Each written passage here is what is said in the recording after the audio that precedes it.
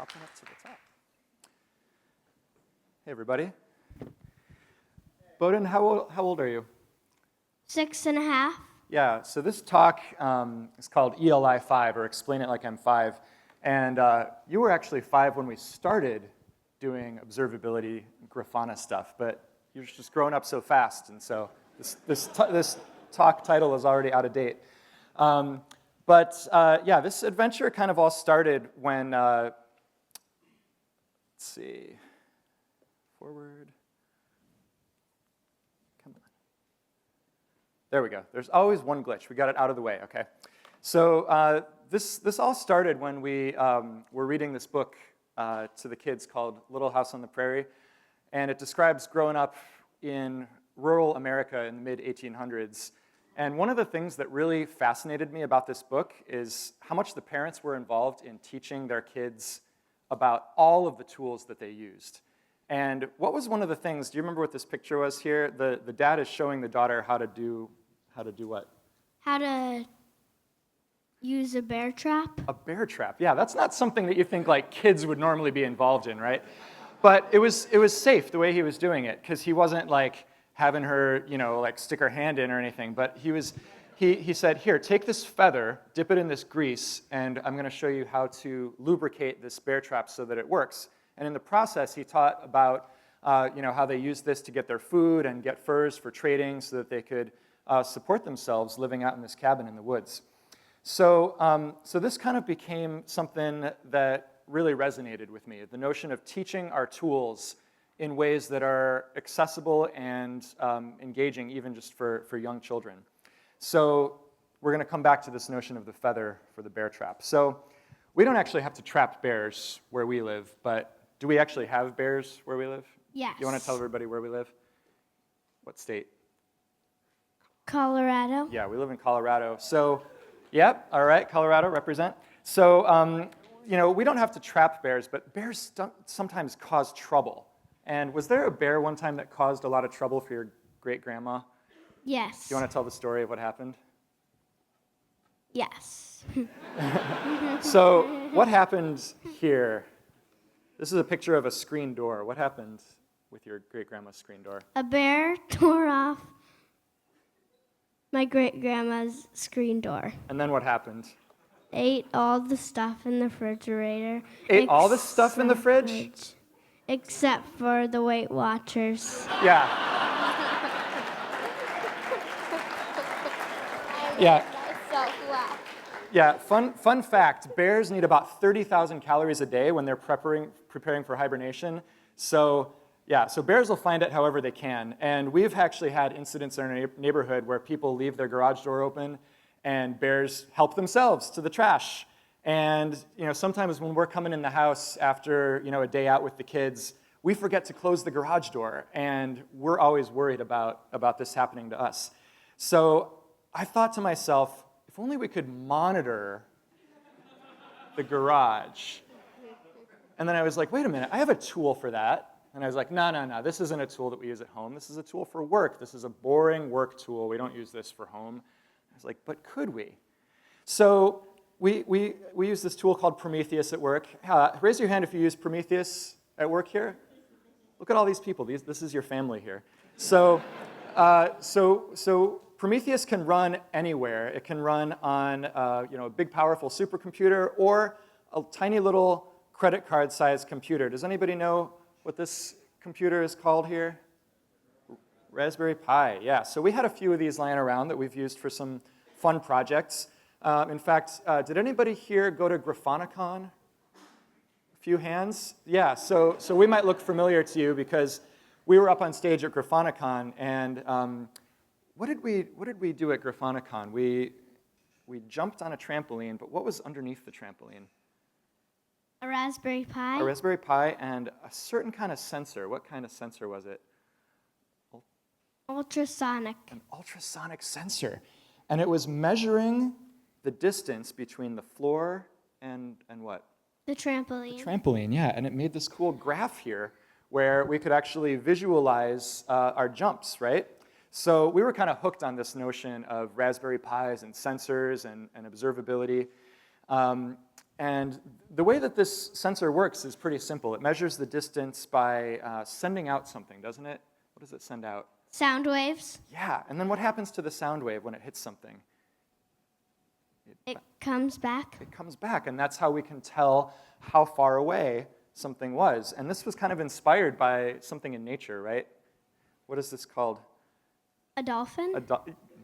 Yes, very good. And what does a dolphin use?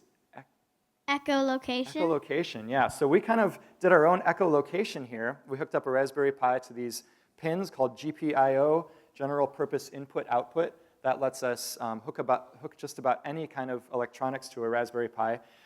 This is my daughter Zenna and our cat helper Hobbs. He was helping us to wire up our Raspberry Pi. Zenna's in the audience today, and you'll see something that she made in a little bit. But this was a family affair. We all put together this Raspberry Pi and this sensor, and we put everything together on this board. Why did we put everything on a board? So we could move it around easily. That's right, yeah. We weren't sure exactly where we were going to put this sensor, so we wanted to have some flexibility. So we mounted it to this post in the garage, and we had it sending the sound waves out so that when the garage door was closed, we would have a predictable distance that we would expect. And if the garage door was open, we weren't quite sure. There were some kind of hard to measure things, like what happens if a sound wave goes out and then it just doesn't come back. So we were getting, and yeah, here we are measuring the distance here to see what the distance should be. We hooked it up to Prometheus, and did we have a nice smooth graph right away? No. No. What did we see there on the screen? Peaks and valleys. A whole bunch of really big peaks and valleys. Yeah, it was like the numbers were all over the place. It was not consistent, and we thought, oh man, how are we going to use this to measure anything reliably? So we had our first bug here because what we realized was that this red arrow was showing that the sound waves spread out and they actually bounce off of other things, right, like the ceiling or the car or the sides of the walls. So we had our first bug. This is Bowden's first contribution to our presentation. You picked out this bug, do you remember? So we explained the situation to your mom, right? We were like, man, we're stuck on this thing. We had this great idea, but it's not working. Tried putting the sensor here, but we don't really know where else to put it. And did she have an idea that we didn't think of? Yes. What was her idea? To put it on the ceiling. Yeah, she had this really great idea where, what if you put it on the ceiling, and then when the garage door retracts onto the ceiling, you'll have this nice, actually small distance, and that's what you can measure for your affirmative case of whether the garage door is open. So we mounted it up on the ceiling there, and then we got this really nice, predictable graph where the distance is greater when the garage door is closed, but then when the garage door is open, we get that nice little predictable dip there. And when we zoom in, here's a zoomed-in section on just when the garage door is open. And what we can see here is it looked like it was always below, what number? Do you remember? 50. Yeah. So it was always below 50. We sometimes saw these little spikes, but even with the spikes, it was pretty consistent below 50. So we set do you remember what that red line is called there that we set? Threshold. A threshold, yeah. We set a threshold, and Bowden wrote his first Prometheus alert with PromQL here. So what is this part here? It says distance to garage door, and then that pointy thing means Less than, and then our threshold number 50. And then this part was really important next. What does that part mean? for 10 minutes. Yeah, and why did we do that? Because did we want to get alerted just if we opened the garage door and closed it right away? No. No, we didn't, right? Only if we forgot to close it, right? So next we had to do something important, which is how we actually wanted to get alerted. And at first we thought, like, should we, make something really noisy? But we already had kind of a lot of noisy toys in the house, and we didn't want this to be something that interrupted our dinner, right? We learned the difference between important and urgent, and that maybe some things are worth, like, knowing about but not interrupting us, right? So we used a special kind of light bulb that what can these light bulbs do? Change color. Yeah, they can change color. And we found this cool program. Remember what this one was called? Node-RED. Node-RED, yeah. Anybody used Node-RED before? This is super cool. It's great for kids. You can basically drag and drop all these boxes and kind of do some functional programming stuff with inputs and outputs. There's plugins that you can pass messages around between IoT devices and just about anything. We found a program already written by somebody called Hue Magic where you can use Node-RED to control your light bulbs. So Bowden helped me and Zena helped me drag all these connectors together. We had an upstairs light bulb and a downstairs set of light bulbs so that we could be alerted no matter where we were in the house. We learned about HTTP response codes so that we could send a result back to Prometheus to say, like, okay, we heard you, we got the alert message. We learned about the payload of these messages here. And this was really cool, right? Because we learned about conditionals, right? So what does this mean? If the alert is firing, then we send it to Path 1. path 1, and if it's Resolved. resolved, we send it to Path 2. path 2, yeah. And each of these was connected to a different color. The Hue Magic library, unfortunately, we found actually had a bug where you couldn't specify the name of a color just by its name, like RED for red. But what did work was picking the RGB values putting in a numerical value for red, green, and blue, and then blending a color that way. So at first I thought, like, oh, this is kind of a bummer. And then I thought, you know what? This will be a cool story for the kids to tell some days. When I was a kid, I had to walk uphill both ways and pick my colors with their RGB values. So here's our conditional statement here. If the alert's firing, make it red. If it's resolved, make it purple. We plugged in our RGBs. And here's what it looked like altogether. So we had our Raspberry Pi in the garage with the sensor. We had another Raspberry Pi that would say, hey, Garage Pi, what are your metrics? And it would say, let me ask my sensor. Sensor does its sensor thing. And the Garage Pi says, okay, yeah, she says 49 centimeters. And then the Prometheus Pi is like, okay, she's been saying that for 10 minutes. I'd better sound the alarm. So that Prometheus Pi talks to another Raspberry Pi running Node-RED. And it's like, okay, I know just how to alert my humans about that. Hey, light bulb, change to red. Light bulb says, you got it, boss. And we're off to the races. So this was the big day. We had this all set up, and we were ready to test it. So we opened the garage door. And we waited, and we waited, and then what happened? After 10 minutes? The light bulb turned red.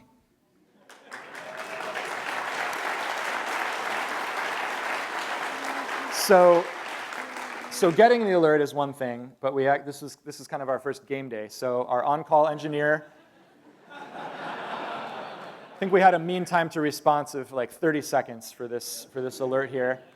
Garage door was closed. And then what happened? When the alert was resolved?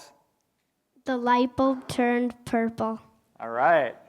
So we felt like superheroes, right? Like this was just so awesome. And at first this started out as just a fun thing, but then it turned out to really save the day when mom and dad really did forget to close the garage door a whole bunch of times. And the kids on call helped us figure it out, right? So we thought, this was really fun, but how can we make sure that we remember what we learned and also maybe help others to learn some of what we learned too? So did anybody hear about this book, Phippy and Z Go to the Zoo? This was at the keynote for KubeCon in Seattle. And the author and illustrator, Matt Butcher and Karen Chu, read this book to 7,000 people. And somebody next to me said, after they were done reading it, they said, I learned more from this children's book than I did in my $400 Kubernetes training yesterday. And right, it makes sense, right? Because sometimes you need to explain things at a basic level and not assume prior knowledge. And by distilling it down into a children's book, that's what you can do. So the artwork in this book, thanks to the CNCF, was Creative Commons licensed, so you can remix it and use it in your own works. And so we made our own version of this. And to introduce it, I'd like to introduce my daughter, Zena, who's going to read this book to you. We got sound? All right. We don't have sound. All right. Who's on call? make sure here we go. Headphones. That's what we're listening to. We're listening to headphones. All right, let's try that again. Hi, my name is Anna, and I'm going to read Peppy and the Go to the Mountains, a Prometheus story. Aunt Peppy, what's that beautiful mountain? The Prometheus Mountain, explained Peppy. It's made of time series data. Its y-axis measures high into the sky, and its x-axis stretches from the present to the distant past. Wow, said Z. Let's go on a 4-dimensional hike. As they ascended up the slope, they came across a swarm of flies. These, said Peppy, are samples. Each one tells us a number and time. Are they wearing name tags? Asked Z. Yes, said Peppy. Those are the labels. The labels tell us more about their story. Z noticed one fly with a tag reading Status 404. That one looks lost. They said, I hope she finds her way home. They came to the top of a peak overlooking a valley below. I wonder how high up we are, asked Z, starting to feel lightheaded. From down below came the rumbling voice of a big brown bear. Z looked confused. We must be higher up than that. And who said that? And that, said Peppy, is instant vector. He can only measure things right where he is. As Peppy and the hiked on, they came to a series of jagged peaks. Suddenly, a hawk swooped down from the sky, scanned her eyes across the ridge, and loudly screeched a whole bunch of numbers. This is a range vector, said Peppy. She can see all the samples as far back as you asked her to. Suddenly, the ground started to shake. Peppy and Z jumped up in surprise as the shape of the mountain started to change underneath them. What was that? Cried Z. Peppy smiled and explained. That was the fun. Each function has magical powers to change the shape of a landscape. This one listened to the range vector and gave us a moving average. Just then, Z looked down and saw that the once spiky and precarious landscape was now smooth and easy to walk. Wow, that makes it much easier, said Zia. Peppy and Z came to the edge of a cliff. Where did our path go? Wondered Z. Prometheus did not find any more samples, so our trail stops here, explained Peppy. And I've missed this trail. Will be marked, stale, and disappeared. We better climb down. Good idea, agreed. Can we get a couple of Captain Cube's Cliff Bars for the trip home? The end.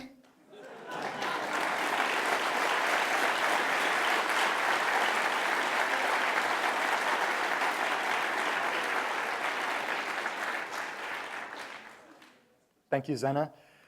So if you'd like to follow along with the adventures of Phippy, we made a Twitter handle here. We plan to add more to this book as time goes on. All the artwork is on GitHub. We welcome pull requests if anybody wants to contribute.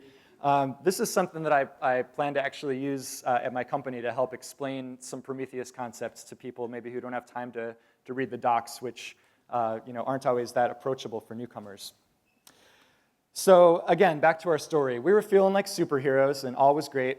And one night, we were about getting ready for bedtime, and do you remember what happened? I opened the garage door to get something from the car, and what did I notice? It was really cold. Yeah, it was really cold. There was like this blustery, snowy wind blowing in. This is kind of what it felt like for me. And I was like, oh no. The garage door has been open for a long time, and the alert didn't go off. And I got that sinking feeling when you tested something in dev, and then it ran in prod fine for 2 weeks, and then it just stopped working, and that's like the worst feeling, right? So we checked the graph, and we were still getting measurements, right? But what was going on with our threshold here?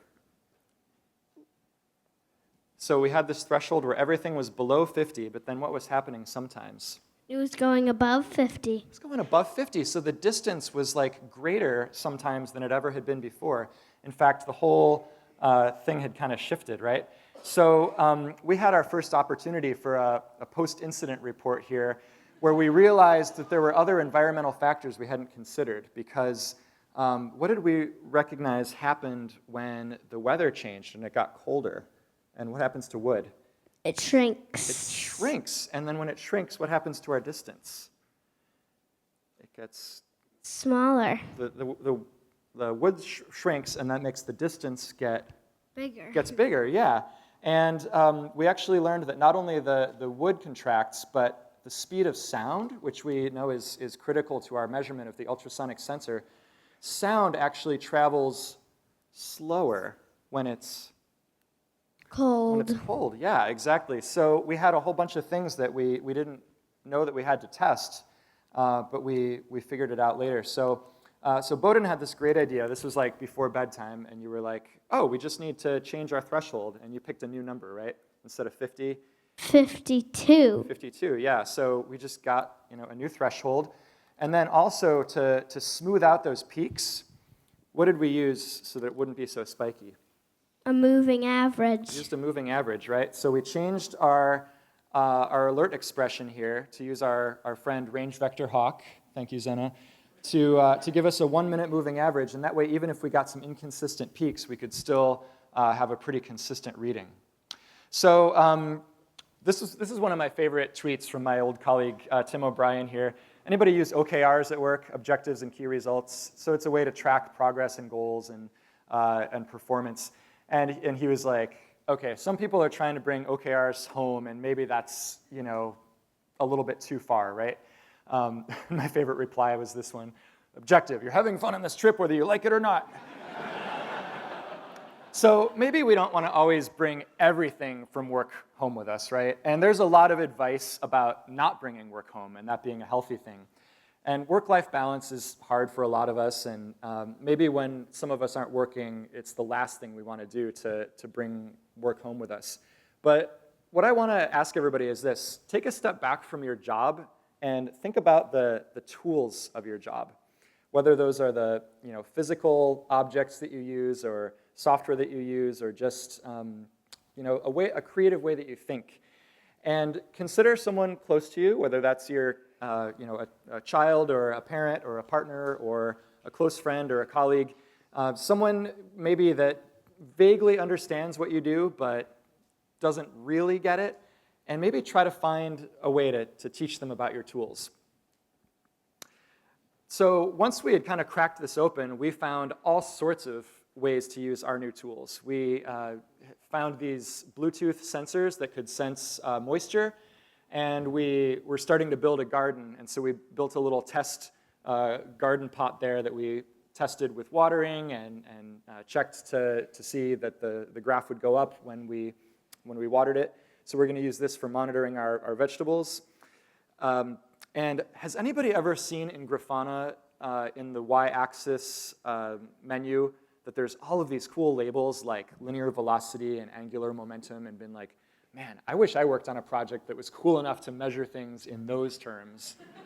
But I probably have to be a rocket scientist or a particle accelerator engineer to do that. Well, it turns out if you just have an old smartphone laying around and you tap into the gyroscope and accelerometer APIs, you can actually send those measurements to a time series database like InfluxDB.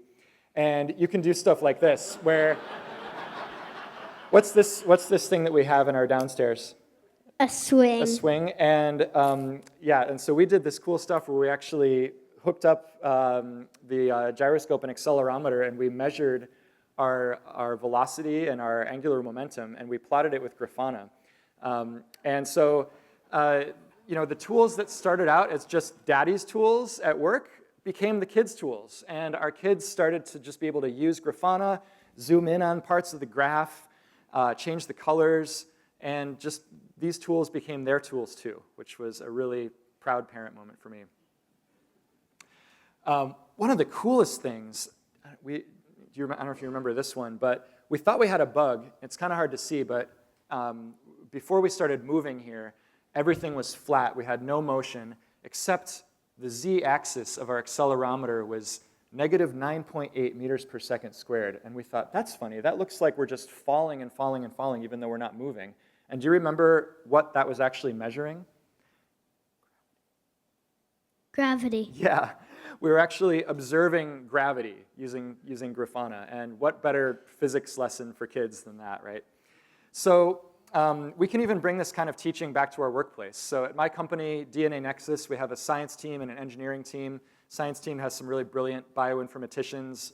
And sometimes the science team and engineering teams, we're busy, right? We don't always talk to each other. We don't always learn from each other. And I always wanted to have more cool stuff about DNA to talk about at parties. So I kind of selfishly started this speakers club at work where we could have little lightning talks and share those little tools of our trade with each other in ways that were easily digestible, even if that wasn't your subject of expertise. And it's worked really well so far. So what I want to leave everyone with is this. Just like that bear trap we saw at the beginning, we might look at the work that we do and say, this isn't kid stuff, or my partner would be so bored if I talked about the technical details of my work. But were you bored when we were doing all these projects?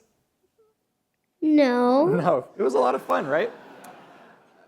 And you might think, I couldn't possibly explain this in a way they'd understand, but Zena just explained range vectors to all of us in a picture book, right?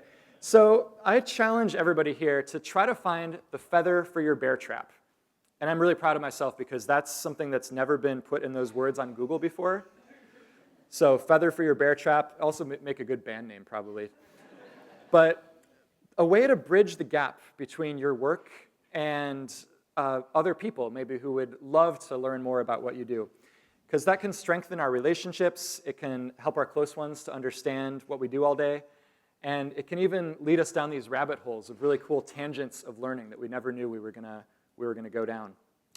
So I would love to talk to anybody who's interested in this. I have a whole backlog of blogs that I need to write to actually explain how to do these projects at home, but I would love to help anybody who wants to do this kind of stuff to get started. So you can follow me on Twitter or find me on Slack there, and I'd love to talk to you about it. And I hope you all have a chance to find your feather for your bear trap. Thank you.